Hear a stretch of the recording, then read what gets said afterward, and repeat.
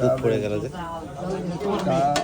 আরে এবার গন্ধ বেরোবে, দুধ পোড়া গন্ধ বেরোবে এবার। না না ওরা দুধ চার মতো হতে হবে, ডবল হিট না দিলে চা হয় না।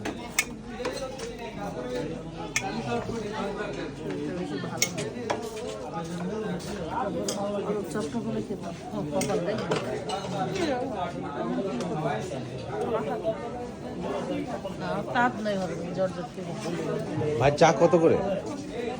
চা 20 টাকা। আপনি যে সুতো করে বানাচ্ছেন 40 টাকা হওয়া উচিত। হ্যাঁ চা তো ভালো করে বানায়, কিন্তু আসলে মূল্য টাকা দেয় না। ভালো জায়গায় তো আপনার 40 টাকা করে। হ্যাঁ ভালো করে বানাচ্ছে।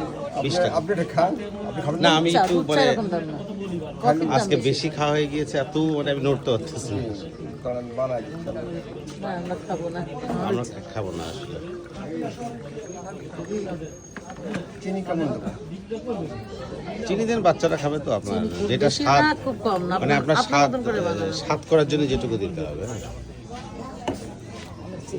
ভাই চা খুবই ভালো হবে কিন্তু। চা ভালো মানে এটা আপনার এভাবে হিট দিলে লিকার দিয়ে চিনি ছাড়াই খাওয়া যায়। বুঝছো, এভাবে হিট দিলে জিনিস আমি যেভাবে হিট দিয়ে বানাই তোমাকে ওইভাবেই খেতে হবে, কিছু করার নাই। তুমি তো দুই বেলায় ভাইয়ের কাছে আসতে পারছো না, বুঝতে পেরেছো? বুঝতে পেরেছি। ভাই পড়ে গেল, ভাই পড়ে যাচ্ছে। চা ভাড়া চা খাবে না?